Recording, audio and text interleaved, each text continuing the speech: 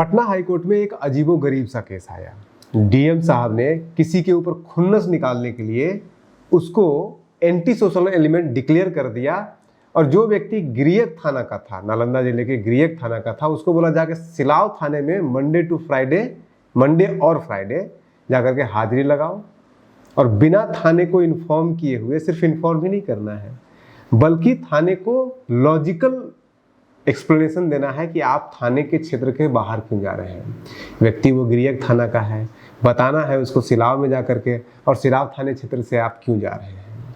अब इसके ऊपर रिट पिटीशन पटना हाईकोर्ट में आया, और रिट पिटीशन आने के बाद जो पटना हाईकोर्ट ने वर्डिक्ट दिया उसमें डीएम को लताड़ा, सिर्फ डीएम ही नहीं, जितने भी गवर्नमेंट ऑफिशियल उसमें इन्वॉल्व थे पूरे एसडीपीओ से लेकर के सबको लताड़ा। 1 लाख रुपए का जुर्माना रखा, किसी एक व्यक्ति पे नहीं, जो भी इसमें इन्वॉल्व है, गवर्नमेंट सरकार के जितने भी ऑफिशियल इसमें इन्वॉल्व है इस पूरे केस में, और 1 लाख का जुर्माना प्लस 10,000 रुपया कोर्ट का खर्चा जो रिट पिटीशन करने में लगता है या फिर कोई भी कोर्ट के मामले में लगता है। तो 10,000 प्लस 1 लाख, 1,10,000 रुपया।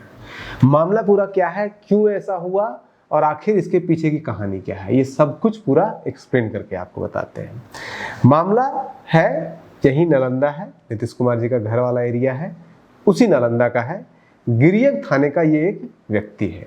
इस व्यक्ति का जिस आधार पर इसको एंटी सोशल एलिमेंट डिक्लेयर किया गया है, Bihar control of crime act 2024 में ये प्रावधान लाया गया कि डीएम को ये अधिकार दिया गया कि अगर कोई व्यक्ति आदतन अपराधी है और पिछले 24 महीनों के भीतर 2 अपराध किए हैं जघन्य, जिसमें आईपीसी आता है जघन्य अपराध, जिसमें कि अलग अलग वो बता देंगे क्या क्या आता है उसमें, जैसे ह्यूमन ट्रैफिकिंग का है, या चाइल्ड एब्यूज का है, या सेक्सुअल एब्यूज का है, वुमेन से रिलेटेड है, आर्म से रिलेटेड है, या फिर प्रोडक्शन ऑफ इलिसिट लिकर वगैरह का भी आता है उसमें, या फिर उसका सेलिंग वगैरह का। तो अगर 24 महीने के अंदर अगर लगातार 2 केस किसी व्यक्ति पे हो जाता है तो उसके ऊपर ये लगाया जा सकता है, उसे एंटी सोशल एलिमेंट डिक्लेयर किया जा सकता है। ये प्रावधान है, 2024 में ये कानून आया है। अब इस व्यक्ति का अगर ट्रैक रिकॉर्ड निकाल के देखिएगा तो इस व्यक्ति के ऊपर 2 नहीं 6 केस है, लेकिन 2021 के बाद इस व्यक्ति के ऊपर एक भी केस नहीं हुआ है। 21 के बाद डायरेक्ट जनवरी 2026 में एक केस होता है, वो भी सनहा सिर्फ होता है, और सनहा के आधार पर उसको एसडीपीओ बोलता है, शो कॉज नोटिस जारी करता है कि अपना कारण बताओ, और वो व्यक्ति कारण बताओ का जवाब जो है वो 27 जनवरी को डालता है।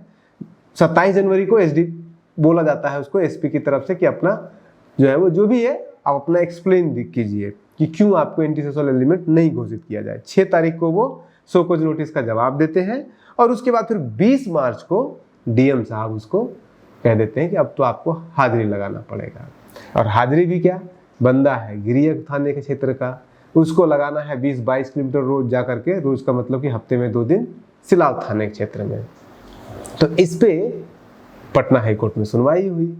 अब मामला ये भी है कि सिर्फ 1 महीने के लिए था, तो 20 मार्च को इसके ऊपर डीएम ने लगाया कि आपको 20 मार्च से लेकर के 19 अप्रैल तक 1 महीने के लिए आपको ऐसा करना है। क्यों करना है, क्योंकि उसी बीच में होली है और उसी बीच में रामनवमी है। तो डीएम ने उसका एक आधार ये भी बनाया कि चूंकि होली और रामनवमी है तो इसमें ये व्यक्ति चूंकि जो है शराब वगैरह का इसमें है, और गैम्बलिंग वगैरह या फिर 420 इस तरह के बहुत सारे केसेस इसके ऊपर पुराने लगे हुए थे, तो इसको थाने में हाजिरी देना जरूरी है। इस आधार पर उसको कहा गया, नहीं तो ये दंगा भी भड़का सकता है। पब्लिक डिस्टर्बेंस एक इंपॉर्टेंट होता है फैक्टर, किसी भी व्यक्ति को इस तरह से डिक्लेयर करना एंटी सोशल एलिमेंट। और यही एंटी सोशल एलिमेंट 1967-68 में राम मनोहर लोहिया को भी डिक्लेयर किया गया था इसी कानून के तहत। तो उसी कानून के तहत इनको भी किया गया, वो एक अलग है मैटर है वो, और इस वर्डिक्ट का हिस्सा है। इसलिए वर्डिक्ट बहुत सुनने, जो अगर आप वकील हैं या फिर वकील के पेशे से थोड़ा सा भी रास्ता रखते हैं या जानने में के इच्छुक हैं तो पूरा वर्डिक्ट इसको पढ़िए। आपके पास नहीं तो हम आपको भेज देंगे, आप हमसे ले सकते हैं, हमारे व्हाट्सएप से या फिर ईमेल आईडी से हमारे ले सकते हैं। तो इस पूरे मामले में हुआ यही कि उस व्यक्ति ने जाकर के कर दिया केस। उस व्यक्ति को 2026 में अप्रैल 19 तारीख तक ही जाके जाना था। वो व्यक्ति जाकर के वो टाइम पीरियड खत्म होने 19 अप्रैल को खत्म होना था और 3 अप्रैल को जाकर के इसने रिट पिटीशन कर दिया। ये सब सारे जो है वो मामला कोर्ट में सुनवाई के दौरान हुआ है। डीएम ने ये कहा है या फिर एडमिनिस्ट्रेशन ने ये कहा है कि महोदय अब तो खत्म हो चुका है इसका पीरियड, इसका जो है सजा इसको जो मिलना था 1 महीने के लिए इसको आकर के 4 हफ्ते के लिए इसको आकर के थाने में हाजिरी देनी थी, इसने लगा दिया है, तो अब इसके ऊपर क्यों चर्चा किया जाए। लेकिन अगर किसी को गलत भी दिया गया है सजा तो उसकी कार्रवाई तो होगी। अब इसके ऊपर जब डीएम ने सारे रिकॉर्ड दिए तो इसमें सारा रिकॉर्ड है कि कौन कौन सा केस उसके ऊपर लगा है। तो उसमें अगर आप देखिएगा तो 2021 में इस व्यक्ति के ऊपर 2 केस लगा है, एक हजारीबाग में लगा है और एक लगा है जो शराब वगैरह के ले जाने के। ये व्यक्ति था पहले इन्वॉल्व इस तरह की चीज़ों में। 2021 में 2 केस है इसके ऊपर, 2020 में 1 केस है, फिर 19 में 1 केस है और 16 में 2 केस है। लेकिन 21 के बाद एक भी केस नहीं है। उसका आदमी का कहना हो सकता है वो सुधर गया होगा, तभी तो 21 से लेकर के आज तक कोई उसके ऊपर केस नहीं हुआ है। डायरेक्ट उसके बाद 26 में जाकर के एक सनहा होता है और उसी सनहे के आधार पर इसको सारा कुछ वर्डिक्ट दिया जाता है इसके खिलाफ। अब कोर्ट में ये भी पूछा जाता है कि अगर मान लीजिए इस व्यक्ति के ऊपर 6 केस पहले से ही हो रखा है, ये व्यक्ति बेल पे है सारे केसेस में, क्या इस व्यक्ति ने कभी भी कोई भी ऐसा एक्टिविटी किया पिछले 5 सालों के दौरान जिसके कारण कि आप इसके खिलाफ कोई एक्शन ले, या फिर चूंकि ये बेल पे है और बेल टूट सकता है अगर कोई इस तरह का एक्टिविटी में इन्वॉल्व होता है या किसी भी तरह का ब्रीच करता है। बेल के जो कंडीशंस होते हैं, कोई भी बेल मिलता है वो कंडीशन पे मिलता है कि आप इस तरह की एक्टिविटी में नहीं इन्वॉल्व होंगे दोबारा। तो अगर किसी तरह का ब्रीच किया हो, जवाब था नहीं, मतलब कि इस व्यक्ति ने किसी तरह का कोई बेल ब्रीच किया भी नहीं है। तीसरा, फिर अदालत ने यह भी पूछा कि अगर आपको ऐसा लगता था कि ये व्यक्ति डिस्टर्बेंस क्रिएट कर सकता है या फिर एंटी सोशल एलिमेंट है या फिर ये किसी भी तरह का कोई परेशानी शासन प्रशासन और सरकार के लिए खड़ा कर सकता था, तो आप जो है अदालत में आते और अदालत में इसका बेल पिटीशन रद्द करने के लिए कहते।